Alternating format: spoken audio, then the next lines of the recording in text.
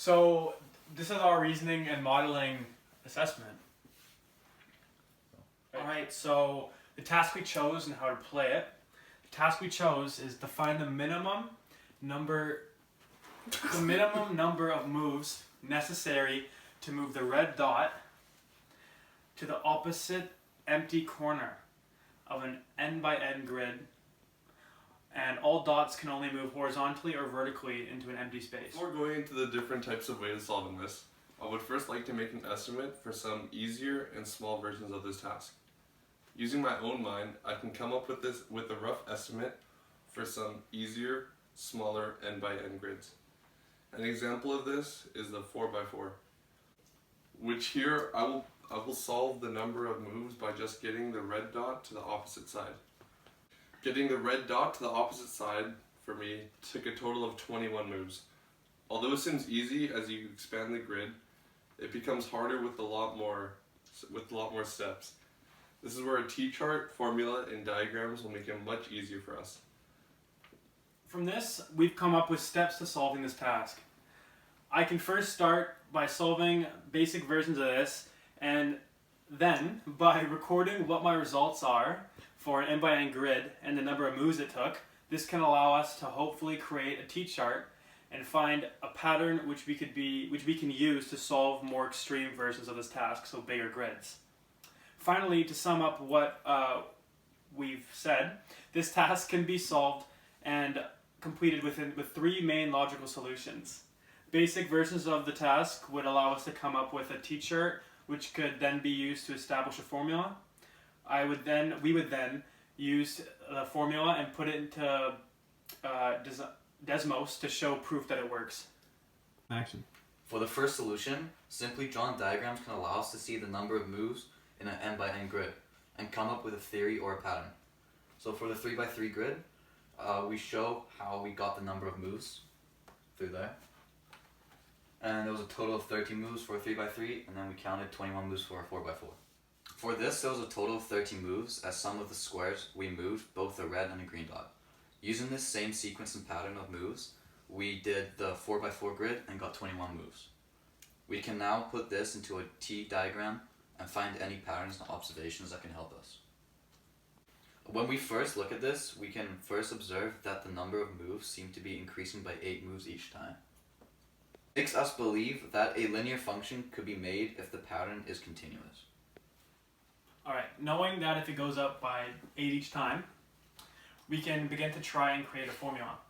So by doing that, we can get y, which is the number of moves, equals to 8n, n representing the grid number. So if y equals 13, and 3x3 is representing the grid, and minus 11, we can make a formula out of that. So to put it into a different perspective, say we had 29, which is a grid 5x5.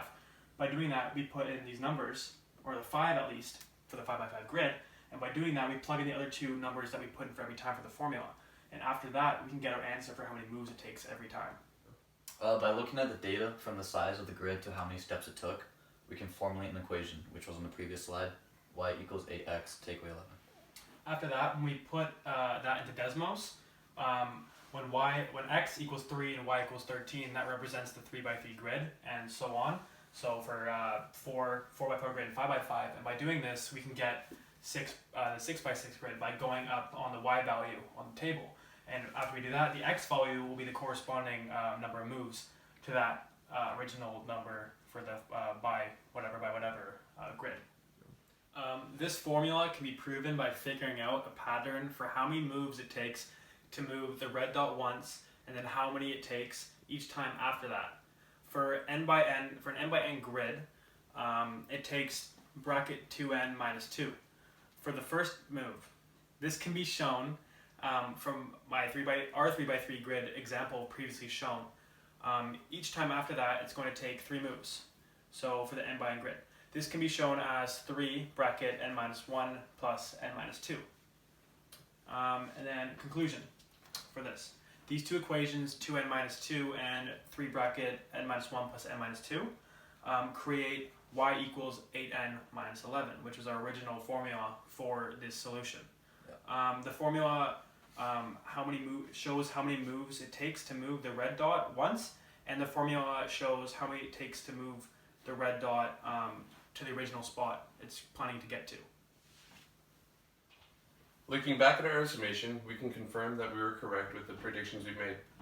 We used various graphs to calculate different grid moves and used a table to identify a pattern. And from that, we were able to create that equation to solve it. We can apply this situation to a real world problem because of the fact that this graph is linear. Linear graphs are used every day in business when looking at things like tax and profits in companies and personnel. This allows us to have a deeper understanding and have a visual or real life situations. For our extension, we have chosen to do if there are dots on either side of an n by n grid, and they have to switch places as shown. For us, the 3x3 grid took us 18 moves and 36 moves for the 4x4 grid. From this, we notice 18 as a constant going up as 18n. 18 times 3 equals 54.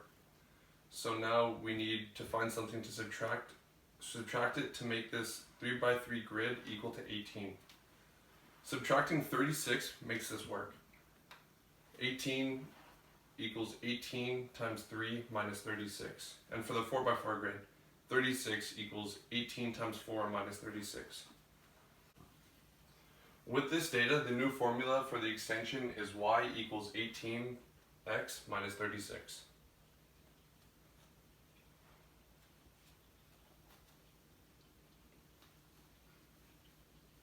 Thinking from the start of deciding what task to do, this task was a no-brainer. It is somewhat challenging, but once you start to do the task, the easier it is to comprehend and to predict what the outcome may be.